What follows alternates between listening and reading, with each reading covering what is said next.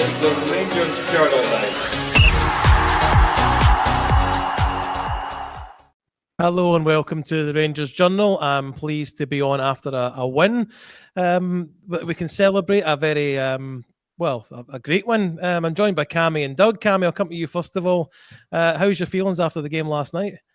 Aye, great. It's I always love being on when it's going to be generally positive that we're going to talk about. So yeah, it feels a wee bit like after the Fridays after the run to Seville. I feel a bit like a burst ball, and that was without any alcohol after the game. You know, you're just still in a bit of a high, having been at the match, and then obviously come back, and social media's busy, and you're catching up with various videos and pods and stuff like that. So yeah, delighted.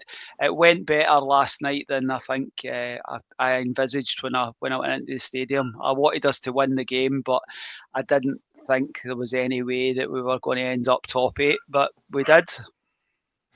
And Doug, there's nothing I hate more than when somebody stops drinking and they always manage to put it into the conversations. They make us all, the rest of us, feel bad. Have you stopped drinking as well? Not stopped completely, no. Yesterday is the perfect example of a time for drinking, I think. And I did enjoy a couple of beers after the game. After like we were saying just beforehand, after what I think could only be a surprising result. I think we were all primed for getting through because we'd confirmed that. But getting that top 8 was a lovely little extra cherry on top, if you like. As Cameron, let's go into the game. We had done a post match last night after the match anyway, so we don't need to go into minute detail. But coming into this game, I expected it to be more easier for us than I think the game actually turned out to be. What was your impressions going in? I was probably the opposite. I thought we would win the game, but I didn't think it would be easy because of the injuries and the fact that you were going in when the starting 11 was announced, and it was in the order of King, Tavernier, Proper, Jeffrey. Tav had done a fantastic job at Old Trafford playing at centre half in the second half, but very different to actually start a game. So I had a concern that we were, sometimes when your back's to the wall away from home, you can get away with that. But I think at home, I thought it might have been a struggle, and I knew that they had pace and a lot of movement in their forward areas, which I think they did show an awful lot last night. So I thought we could nick the game, but I didn't think it was going to be a comfortable night at all. I thought, my prediction before the game was a 2-2 draw, and obviously I'm pleased that I was wrong with that. Doug, you maybe be better placed than me actually to remember this. We've played them in the Champions League qualifiers 2 years ago, and then did we not play them when Steven Gerrard played them away from home? But that wasn't 2 legs though, was it? It's just the one set a couple of years ago we played them. Like I said, in the Champions League qualifiers, went away for the first leg and lost 2-0. We played really poorly in that game, just didn't turn up at all, and they weren't even as good a team back then, I don't think, as they are now. They've improved a lot since then. But yeah, we just were really poor. But luckily we came back strongly at the home leg, and a couple of goals, Taft penalty, and it was Malik Tillman's first goal for the Rangers and his loan spell that eventually got us through. And that was through the PSV that we played afterwards. That was the one he leaped like a 7-8 foot into the air. Is that right? That's the I'm remembering it more clearly now. But Doug, going into this game, were you on my side of the fence very confident, stupidly, because I didn't know enough about them, or were you a bit more cautious like Cammy? I'd say like Cammy, I thought it was going to be a difficult game, particularly because as well we had, we were so threadbare at the back. They've got a couple of strong forwards. The guy Ivanovic in particular, he's quite strong, quite quick. He'd scored quite a few goals. So I did have a bit of a worry about that, but I still thought we were strong enough, particularly as it was a home game. It was a game I'd pegged it from the start as a game that we should be going into looking to win. And I 2-1 was what I predicted, and it kind of panned out a lot similarly to how I thought, to be honest. A tough game, but we had just enough to get through, thanks to a couple of excellent performances. Dessers was superb, arguably I think his best ever performance for Rangers in terms of his hold-up play and his all the extras that we've complained that he didn't have. He seemed to have an abundance last night. And then Tav himself, who I thought was excellent throughout the game. He just showed a lot of presence. He still managed to get forward like he does. Obviously, he gets that assist with that really good cross. But then defensively as well, he had a last minute goal line clearance as well that he kept. But then there's also something that I've seen highlighted in a couple of places that I really want to make a big point of, because it's something he's been criticised of throughout his career. He showed a lot of really strong leadership, particularly when obviously we lost King really early on, and you had to have McCausland playing obviously right back, which is not something he's accustomed to. He was having a little bit of a rough time to it, and he's out to him, arm around him, making sure he's okay, but then also pointing out to players like Tierney and the midfielders and saying, look, you guys need to be available for him. He's out, he's out of position. He's going to struggle. You guys need to be helping him. You're the experienced players, and stuff like that. That's what the captainship is there to do. That will help you win games, particularly a game when we have having struggles at the back and pulling multiple players out of position. So things like that just really highlighted. I thought how strong he was that night, and helped give us that little extra to get us through. Cammy, Doug is the chairman of the Dessers fan club, so I have to take his comments with a little pinch of salt. Was he as good as that for you?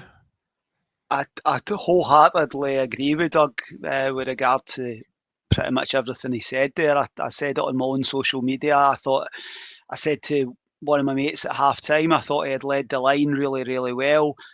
I am the chairman of the Alfredo Morelos Europa League Supporters Club, because I love a number 9 that can hold the ball in, and I think it's always been a criticism of Cyril Dessers that it's bounced off him too much. I thought last night his all-round game deserved a goal. Very unfortunate not to get one. Has a great bit of assist and composure to pick out Tierney for the second goal. Tavernier for me was excellent at centre half. I thought he was bizarrely. I thought he was better at centre half than he was when he went to right back. But I think defensively he's had his critics across the years.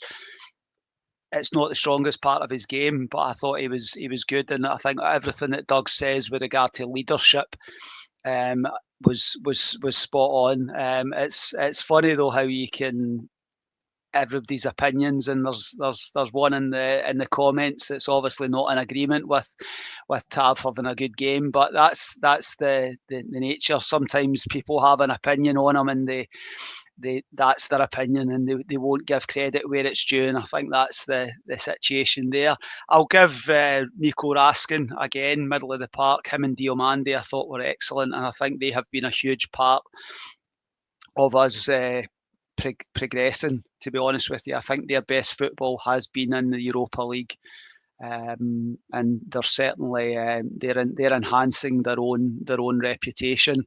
But I thought we done really, really well, and I think those were the 4 players for me that were the top performers last night. Doug, does the opening goal count as coming from a corner? Because it was played out. Cammy's nodding there. Corner's played out. I think it's Tav that puts the ball in, and that sneaking in at the back post as Nico Raskin, not the tallest player on the park, but he met it right. It seemed to take an age for me to actually go in the net, and because we've hit the post a few times recently and it's come back out, but in the back of the net, celebrating 1-0 up early on in the game, settles on nerves, doesn't it? Absolutely. I agree with Cammy. Raskin as another player is excellent all through the night. I can't remember the exact stats, but someone posted earlier for it's something like tackling, interceptions, kind of things like that. He's top of the entire Europa League for the group stages. So he's topping stat tables for the league, and that's the kind of thing that will get him noticed amongst other clubs, and clubs are going to be interested in him. So he had a really good game, and yeah, like you say, definitely counts as a goal from a corner. It was a corner routine. Tav takes the corner into Czerny, who actually passes back a really poor ball back to Tav, and he does really well to just sort of take it on and just sort of sharply turn around and then like swing it in. And like you say, you've got Raskin, not quite the smallest in the whole part, but almost definitely I think the smallest in our team, managing to get on the end of it, and yeah, it just sort of nods in, and it is one of those ones that just kind of hangs ever so slightly just as it dropped into the opposite side of the net. So it's a really nice little header, and a good way to get things going. The USG do get what initially assumed was fine as a goal, Cammy, but ruled offside, thankfully. Were you confident it was going to be offside? I thought there was, watching it back, I think sometimes when you're at the game, your sort of perception of it slightly different. I thought there was a foul, but when you see the highlight, it's not really a foul. I thought that's what the Rangers defenders it was almost like they stopped. And then when you watch it back, he's obviously we got away with one with regard to that, because it was very, very, very close. And I think we had one that obviously we didn't get. So, you wanted to retain your lead for as long as possible, and I think that was, you didn't want to give them any encouragement, and I was pleased that he was just offside. Yeah, we got a comment from Paul there that if the player on the ground doesn't touch it, the goal would have counted. So that's, I guess, I thought the reason they were checking it was for a foul, Doug. But yeah, offside. Now, Cyril Dessers does again get the goal, get the ball in the back of the net. This one was really close, wasn't it? I mean, when I look back at the still they showed, I know they showed the lines after the match, but on what they showed you at the goal, that was ruled out, I thought the player was playing Dessers onside. Yeah, I mean, I thought both of them were very close. I didn't couldn't have picked out either. Was just sitting there like hoping that each respective one would go our way. Unfortunately, this one didn't. After the first one did. Just on that first one, I thought it spoke volumes about where our defence was. That you've got Tav under the ball, and the last two players in the line were Cyril Dessers and Ross McGoslin. I think that speaks volumes about where our defence was. But yeah, for Dessers one, it's another really good goal from him. He takes the ball, he takes it really well. He gets a good connection, gets it in the net, and it's just unfortunate. It's one of those, like you say, it was so as a ball here, as the phrase maybe, away from it being onside. But it's a really nice take from Dessers, but unfortunately, yeah, just off. I did read a comment online somewhere today that players maybe need to start shaving those areas of themselves to get these goals to be onside. Anyway, I digress. Into the second half, and Doug, I'm going to stay with you because you've mentioned it earlier. The Dessers run for our second goal it's incredible. Really, it's all down to him. Obviously, Czerny finishes it nicely, but he makes that goal. Yeah, 100%. It reminded me a lot of his goal against Betis, where he gets the ball and he's like, I'm getting here, I'm going to take this ball. It almost looks like he's going to run towards the corner at first, but then he kind of pulls it in. Like you say, he's just really strong with the ball, confident, beats his man, and then just a really nice pull back. It is actually something when I was doing looking at them for the lowdown, it's a type of goal that they've lost a few of, those kind of cutback style goals, and not something that we actually do a huge amount. So it's really good to see us pull that off. But like you say, it was entirely down to Dessers getting the ball, confident on it, running, being strong to keep his defender off him. And then, like you say, not only does he put the ball in, but he gets his head up and has a wee look and gets it right into that space where obviously Czerny's there just to nicely place it in the net. Camille, what was your view on it? Were you want them to pass it earlier? But before you actually come in on it, Doug makes a good point that is a goal that they lose, but it's also a goal that Philippe Clement was known for wanting his attackers to do, get to the byline and then place it really at the middle of the box to be slotted away. So, but what was your view on the goal? I thought it was a fantastic run and great composure. I think he's had his moments with regard to not being as composed and maybe try to overdo it in that position. But I thought, it's from the halfway. He's carried the ball from the halfway line. He deserves all the credit in the world. And I thought it summed up Cyril Desser's performance last night.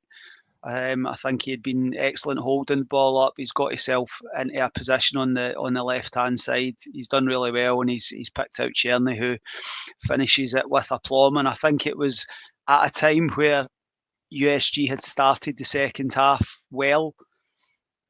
It's sometimes in these games, it was a funny sort of game that you just have to get the goals at the right times, and I think that is the key point for me. I think we hadn't started the second half particularly well, but the second goal gave us a bit of breathing space. So every credit to Cyril Dessers for his performance and his assist last night. It was top class, and I agree with what Doug says earlier. Probably his finest 90 minutes in a Rangers shirt across the last couple of years. And Doug, it wasn't a great start to the second half. What about, there's a comment in there about Bayrami being involved. I wasn't impressed by him really for the first half at all, and the second half, I guess, as the comment said, he contributed, but I'm looking for more from a player that we spent €4 million on. Yeah, I definitely agree there. I think he's been like that for a wee while now. He's drifting kind of in and out of games and having moments. I talked about against like Dundee United, he was very quiet as well, but he did get involved in a couple of the moments. He was involved in sort of the build up to goals, but I want to see him scoring goals. I want to see him doing a bit more. It just doesn't seem to be clicking for him right now. Hopefully that changes. I would say we've still got a half a season to go for him to pick up, but like you say, given the sort of money we spent and the excitement that he came in with as well, we've got to hope that he kind of gets himself back onto a game. Cammy, staying on the subject of Bayrami and the fee we paid for him. Okay, some of these players don't do particularly well in the league because of the type of tactics other teams use against us, but he really should be built for these European nights, and I've not been impressed by him and as a whole. I think some of his better performances have been in the European games, but I don't think last night was his finest hour. To be honest with you, I still think that his best minutes for Rangers have been off the left hand side, almost where Igaman was playing last night.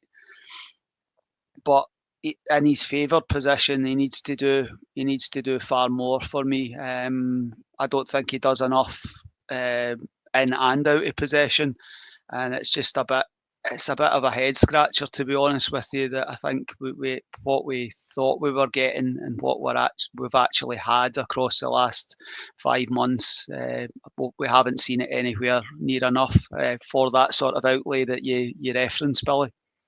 Cammy, how do you like this two type of strikers? Igaman obviously was there last night, and Dessers had to say one of his best games. Despite Igaman not scoring, he's still got these lovely touches. He influences the game in such a big way. But how do you feel we're playing with? Do you feel we're playing a lot better with the two? Well, I think if you think back to a couple of months ago when it was Danilo and Dessers, and then the manager, it was almost like we had not slating them, but it was almost like you'd stumbled on a formula and then we went back to what we had done previously. I think in the majority of matches we play, we should have two forwards on the park, and I think it's certainly, I would like to have seen Igaman playing centrally in behind, and I would have almost have liked to have seen Igaman and Bayrami playing like they did at the weekend. at Tannadice. You know, it was Dessers was the number 9, and Igaman was sort of playing in behind him. I think Igaman, for those that are our scouting experts, will be able to say he played a lot off the left, I think, when he was in Morocco. So I don't think it's a position that's foreign to him. I don't think it was his finest game, but he's just got great skills, and can just come up with a moment. I thought he maybe just his decision making at times last night wasn't great, but I would, unless we're coming up against Real Madrid or Barcelona or somebody like that, I would always be wanting two forward players on the park, whether that's Dessers and Danilo, or Dessers, Igaman, Danilo, Igaman, whatever it may be. I think the more sort of goal threats you can get on the pitch, the better. Doug, the USG seem to contrive not to score a couple of what I would have thought were sitters going round Jack Butland at one time. Obviously, Tav saves that, but the Rangers still not cleared. And then obviously the closing minutes of the game, they miss one that's I would say they should have been more likely scoring. Was it a heart and mouth performance in the but when they get the goal back, obviously, and then we know that if we keep the likelihood is if we keep the scoreline as it is, we'll finish in the top 8, but we could contrive to throw it away. What was your feelings towards the end of the game? Yeah, obviously, I think as we we're getting into those final minutes, people were starting to look at other scores, and it started to click that my god, if we hold this and the other scores stay as they are, then we're going to get into this top 8. So the nervousness sort of crept up, certainly from the fan perspective. From what I've heard, the players weren't really aware of that during the game, and it wasn't until after that they found out. But certainly from our perspective, it started to feel very nervy and feel very much on edge. Like you say, they were pushing because at the end of the day, they were, although they maybe not top 8, getting that draw could have made a big difference to them as well. Would have dropped us a huge amount of places. So it did feel that way. They have been a little bit wasteful in the campaign. They started off a bit poorly, USG, before coming into form in the tournament as a whole. And one of the things was not taking their chances. And it's something that struck us in the past. And like you say, there's a couple of heart and mouth moments. I thought they were scoring when they rounded Butland. And then a couple of chances after that, they get one where the lads, he's right in the 6-yard line and he should bury it, but somehow manages to just sort of sky it off to the left. So it did feel like we were kind of holding on at the end. But again, we had such a threadbare team, starting the players out of position.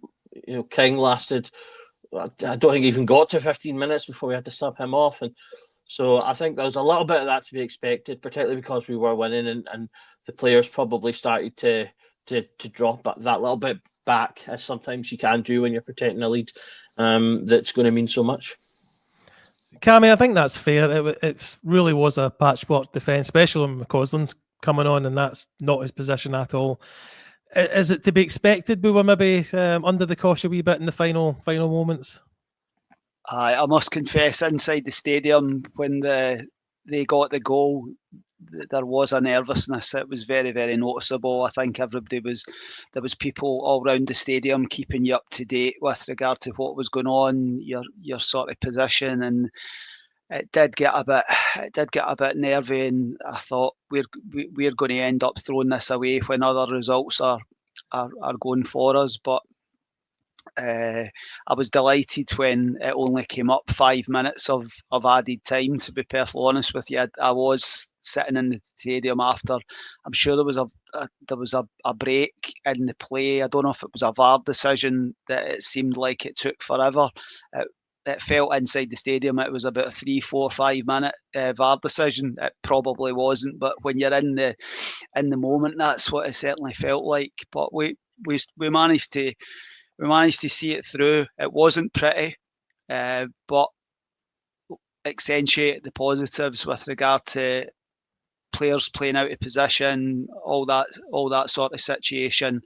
We've managed to get over the line against a decent a decent side and end up top 8. Just quickly, I think there's one of the comments makes reference to Clement should have put Rice on instead of Nsio.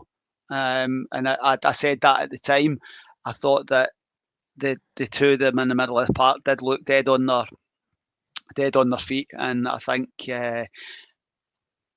it's a hell of a game to make your probably your Rangers debut, to be perfectly honest with you. And I thought the young kid was a bit. He was well off it, and I think trying to come into a game at that speed when you're not used to it. So I think that might have been a substitution, and almost went to a sort of tighter 3 in the middle of the park just to avoid us getting cut through. But we managed to get there, and that's all that matters. Look, I'm not going to put down the result at all. It's fantastic getting to. Missing out the next round is the main thing for me, and we're going to talk about the money in a wee bit of time. But I do have concerns, Cammy, about Jack Butland. Now, we briefly mentioned it before the pod started between ourselves, but he doesn't come for some things. There's balls across the box that he could be getting, or at least clearing. He doesn't. He's not consistent when it comes to crosses. He's also not great when he's gone out when he was rounded for the one that Tav kind of prevents getting in. He doesn't do anything to affect that play. And then the goal from McAllister, I don't know how you can loop the goalkeeper with a header and he's on in that position in the box. There's alarm bells ringing for me with Jack Butland at the moment. I quite agree. I think he looks a goalkeeper very short on confidence. The first 6 months of his Rangers career, he was commanding. He was coming out and taking crosses. Very, just looked assured and that sort of situation. I think his form across the last sort of 9-10 months, I think, has regressed. I think when the wheels came off back in March, he's had some high-profile errors, and he's obviously he's obviously had the injury recently. But I think prior to that, I don't think he was in the best of form. I think he'll know himself that he's not at it. I think he'll be his own biggest critic. But I don't know how he gets himself back into form. I think it's just he's going to have to try and play through this without making any more big mistakes. But does that change when John Souttar comes back and he maybe gets a more solid pair in front of him, because it's been very much Dujon Sterling's played centre half and various permutations. So that's the only thing I'll cut him a tiny bit of slack. But he is a concern for again, we always reference money. He's probably one of the top earners at the club. These are the guys that have to be top performers, and they have to be coming up with match-winning moments, not match-losing moments. Unfortunately, we got away with it last night, but on another day, we end up 14th, and we're having to play the playoff round. So I do have a concern, but the manager and the goalkeeping coach they'll have to just be working on it and hopefully try and get his performance back up to the levels that he showed in the early part of his Rangers career. I do take that on board with Souttar. Doug, we did have one of the best defensive records in the league, I believe, up until John Souttar was injured. Is this maybe a major factor in why Butland's been a bit more exposed? I mean, it certainly won't be helping. Defence is the position in the park more than any other that I think continuity and consistency is important, because it's an area of the park where communication is absolutely key to the play, and no more so than that triangle of centre backs and goalkeeper. If the communication isn't there, then you're 5-10% off where you could be. So if you're having to play with different players week in, week out in different combinations, and then all of a sudden your right back's playing in the middle, that's not going to help. So there definitely will be a bit of that, but he is an experienced goalkeeper. He's one of the, like you say, one of the big earners, one of the big players. It's something that he has to just deal with. And a lot of the mistakes that he's made are not things that I would put down to that. Communication doesn't make you punch the ball backwards when you've come out for a cross. Now, that's maybe a slightly unfair one because that's a freakish one, that one. And I that for that particular one, I'd actually cut him more slack than the other ones because I think that's just you punching the ball the complete opposite way you're attempting to send it. It's just unfortunate. But yeah, a lot of people have sort of tied into him not getting into the England squad, and it does seem to kind of feel like he's maybe gotten really into I can actually do this, I can get back into that, and so maybe that has hit him harder, missing out at the last second. Maybe he's had a bit of a this is really it kind of moment, and that's brought him down. I don't know. But whatever it is, like Cammy says, he's going to need to work on it, and he needs to work on it quickly because he is making mistakes that are making it more difficult for us to get results. I don't follow him with the crowd that seem to immediately want him sold. I still think he's a good goalkeeper. I still think he can get back to performing. He just needs to work on it. It's not I don't think it's it's not a loss of physicality or getting too old or anything like it kind of was with McGregor.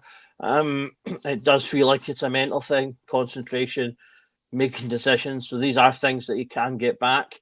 I still think he's a better goalkeeper by a reasonable distance than Kelly.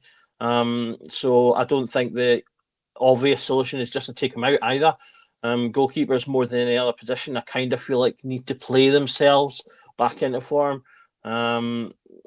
Because once you drop a goalkeeper, particularly your number one, you've made that's a statement decision because there's only really two people that play the position, the goalie and his backup. So you can't just be flipping between them. So if you're going to choose to drop him, you have to kind of commit, I feel like, and then let the next guy go on. And I'm not sure if that's the right decision right now. So yeah, it's a bit of a sticky one, but I suppose you could argue on the upside with the league gone, he's not going to lose us the league. So hopefully he's got half a season to get his mind back into things so that he can start next season from a good place. He's got, like you said, we've got a couple of weeks free now in terms of European football. So he's got time to get his head back in the game from that perspective as well.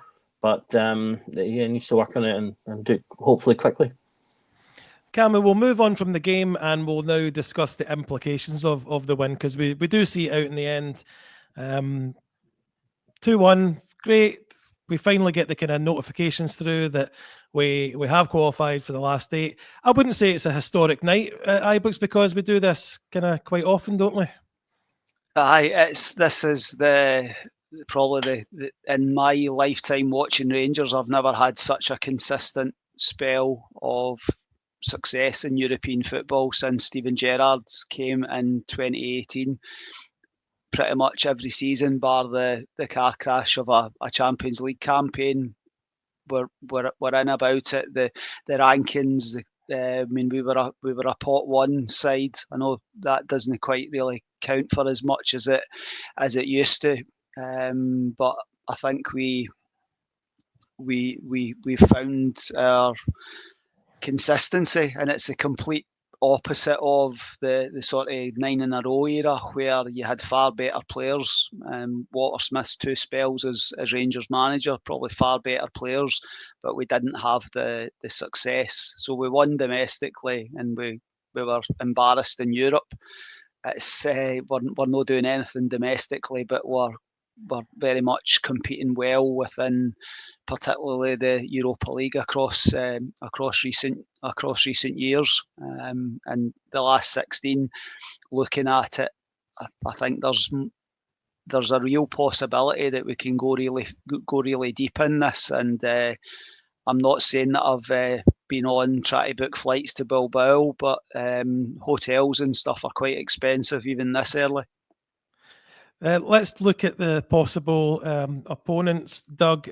Bodo, Glimt and Anderlecht, is that correct for the first 2? And FC Twente and Fenerbahce, have I got them right? Yep, that's the 4, yep. Then, so what would be your preference for opponents in the last 16? Because that is a good chance to get again to the last 8. Yeah, absolutely. I mean, I think first and foremost, all 4 we could be confident in. They are difficult. They've all got different attributes. If I was to pick the one I'd probably want the most, I'd probably say Twente. I just think they've got slightly less than the other 3, perhaps. But I saw someone else point out on Twitter, the last thing I want is Sam Lammers coming back and knocking us out of Europe. That would be truly awful. But yeah, I think I'd probably pick them out of the 4. But like I say, I think we could be confident going into all 4. They're tough games, but they're winnable games. And I think we can look forward to whoever it is we get, because I think we'll have a good chance, particularly with we get the luxury of having the second leg at home, so it gives us that really good setup to do something, and potentially get ourselves into another quarter final. And once you're into that kind of point, you never know where you can get to. Cammy, Twente finished ahead of Fenerbahce on goal difference. That was only the reason there. A trip out to Turkey, probably not the best. If it's between them two, I'd much rather just go over the water rather than having to fly over to Turkey.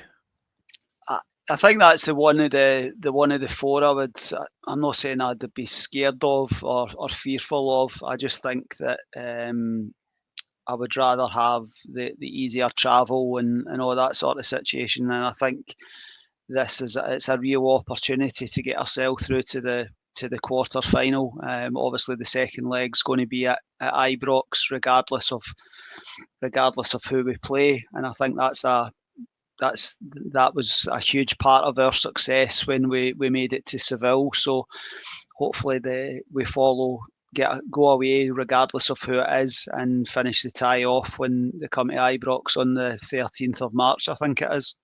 Mm-hmm. Now, Doug, money-wise, getting to this stage, our very own runway model, Dean, has done the figures for me.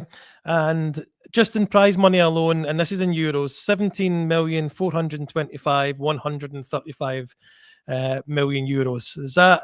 I mean, it's not a comparison to the Champions League, but on top of that, we will have gate money and money made at the stadium, and then a possible further 2.5 for getting through to getting through this last 16. Does that bode as well coming up for the summer? I don't think it's going to affect our budget in this transfer window at all, though.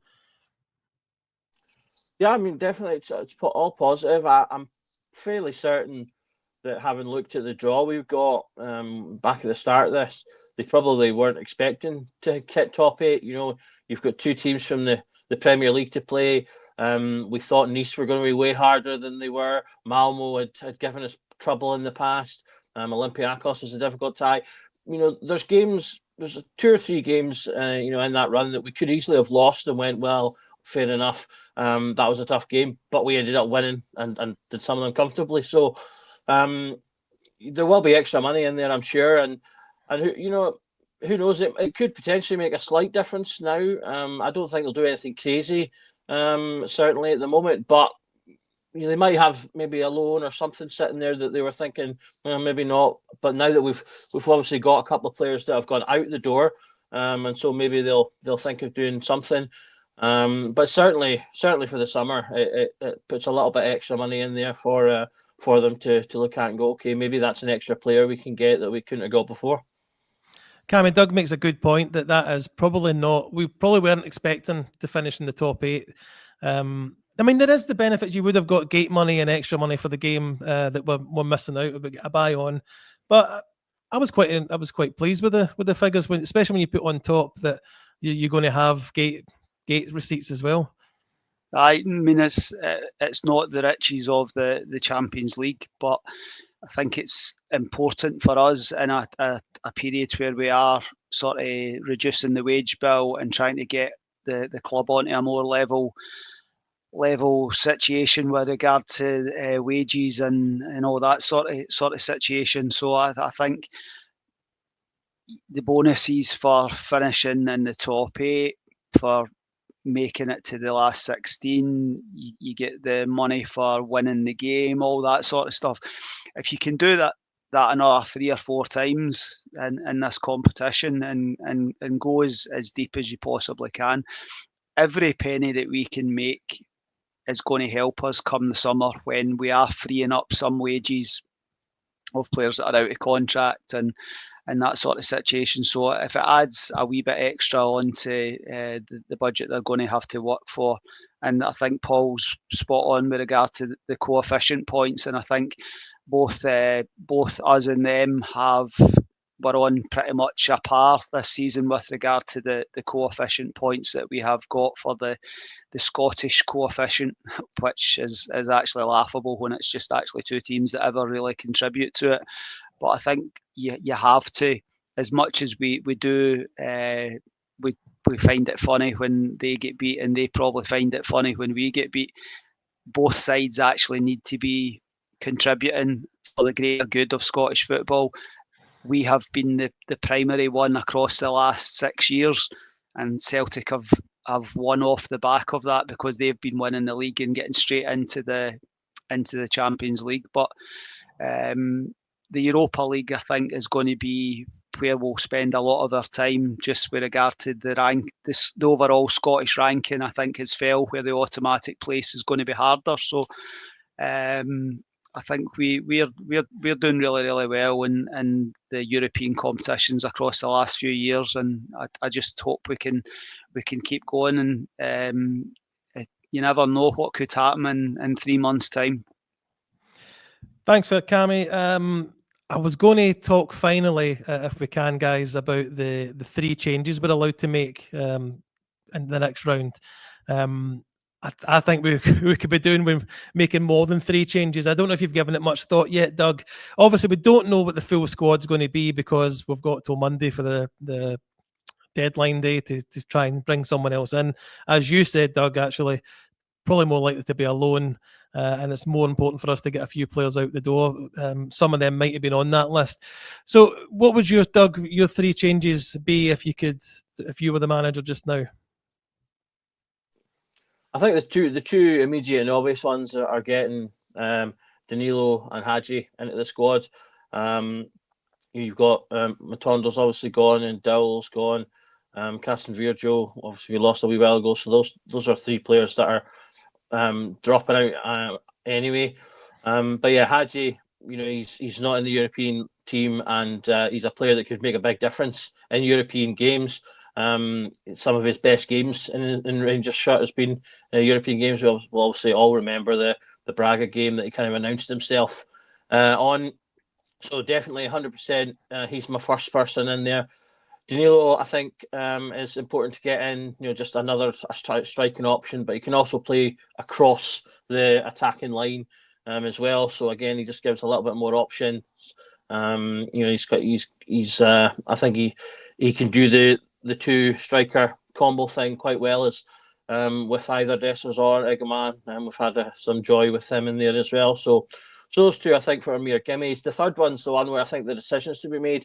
I think you're bringing in either, as it stands, Enciala or Fernandez. I think we've obviously finished the league phase threadbare in defence. So I think bringing in another defender is also a no-brainer.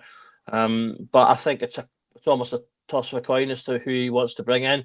Enciala's obviously had a few games where he's impressed, so we could say that he's the obvious one. But we've brought in Fernandez. He's slightly more experienced, and he's played for more teams. He's got a little bit of first team experience, but it's only something like a handful, maybe 20 games or so. So it's not like I would say he's miles ahead of Enciala, and obviously he's not played for us at all. So I can't speak to his quality hugely, but probably one of those 2, bring them in that place for Castan Virgil just to shore up the defence. And that's assuming, obviously, again, that we don't sneak anyone in the last few days of the window. Cammy, before I ask you for your 3 choices, do you think we need to bring someone else in the window before it shuts? I would be surprised and slightly disappointed if we don't. I would hope that we were sort of doing planning in the background. And I think you referenced last night might have made a difference to what was available. One that you could press the button if you made the top 8, and one that you couldn't press the button. So I would be going Hagi, Danilo, and a new signing. I still think we're a little bit lacking in options in the middle of the park. I mean, I think Doug's spot on with regard to defensive injuries, but by the time we play on, I think, the 6th of March, you would hope that you're going to have Dujon Sterling back into the mix. You've got Suter, you've got Balogun, you've got Proper, you've got Tav, who can now play right centre half and looked quite accomplished in there. So I still think that the middle of the park, I think that we're a little bit lacking in options. I think the boy Bobby Gray, I think it's Bobby Gray's the link. He had went to Wolfsburg, I think, was it Wolfsburg or Salzburg or somewhere like that. He went with the guy that was Klopp's assistant. He's not playing over there, and he's a player in the middle of the park, and I think he's well sought after. But I think a player for the middle of the park and with a bit of quality, a bit of versatility that offers something different to what we don't have, and then that would be my third. That would be my third player, to be honest. Would you take the risk with Danilo still with the injuries? Because that if he doesn't come back or he breaks down again, we're only then effectively having 2 changes. I think it's a risk. I think it is a risk, but I don't think. I think attacking wise, we need to have, I think, as many options as you possibly can. I spoke there about players that are coming back in the defensive area. So I think if everybody's back and available in the back line, we're well covered there. So I think that adding to the options that could play in the final third would be my preference. So Danilo, I just don't see a viable alternative to Hagi and Danilo, to be honest. And Doug, can you come in on that as well? Your opinion?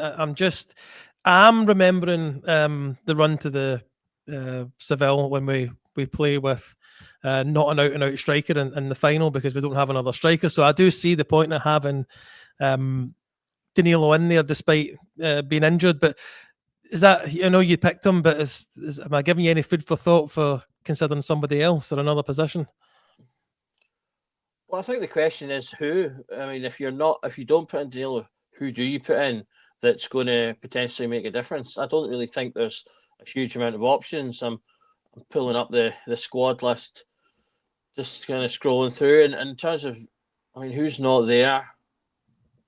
Who's there that isn't in the squad already? A lot of the options that I would have maybe said are players that are there because they're young, already there because they're younger.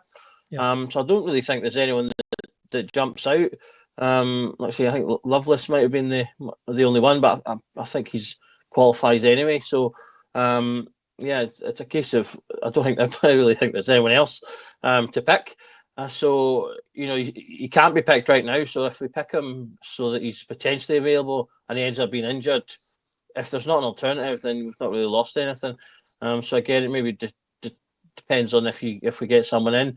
Like Cammy said, you know, could we sneak Lyle Cameron in before the end of the window? He would be a valid option. I would be on board with as a potential alternative that would bolster the midfield. So, you know, if we got someone like that, and like you said, I agree about the lad from Salzburg. If he came in, he would also be a good choice to put in.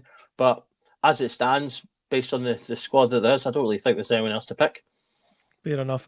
Cammy, a final word on the manager, because he can do it in Europe. He's been criticised by many of us on this podcast for the last couple of months, and a lot of us thought his time was up before now. But you've got to congratulate him, I guess, for getting us to the last 16. No, without a doubt, give the manager and all the players all the credit in the world. I think we were recording way back in August time, Billy, when the draw for the league phase came out, and I think we all feared the worst with regard to that. So the fact that he's managed to, what has been a bumpy 4 or 5 months, on and off the park. I think the manager does deserve a lot of credit with regard to that. My doubts still remain with regard to the domestic football. Giovanni van Bronckhorst was hugely successful as a Rangers manager in Europe, and Philippe Clement has followed along a similar path with regard to results. But we have to, and Philippe Clement knows, and the chief executive spoke about it, we have to get back to the away games during February. We're in a fortunate position where we're now not going to play 3 midweeks in February, so it's an opportunity to get injured players back, and we go to Hearts and we go to Kilmarnock. If we get to the end of February and we've went to both of their places, and it's about burying this negativity around the away form. That's the issue that Philippe Clement has to address between now and the summer. But to go back to your original point, every credit to him, and I think he's had a difficult time over the course of the period he's been in charge. So well done to Philippe Clement. Well, I think we'll leave it there, guys. That's been 50 odd minutes or so. So thank you very much for coming on, Doug. Thanks for having me. You're very welcome. And Cammy, we've done a long shift today, but thanks again for coming on. We'll look forward to... Sorry, I meant to come to you there. Thank you for coming on, Cammy. No problem. Always a pleasure. Thanks, guys. Thanks. We look forward to game at the weekend. We will have pre- and post-match shows for that game on Sunday. Please join us for that. But tonight, it just leaves me to say that every night is a Rangers Journal night. Good night.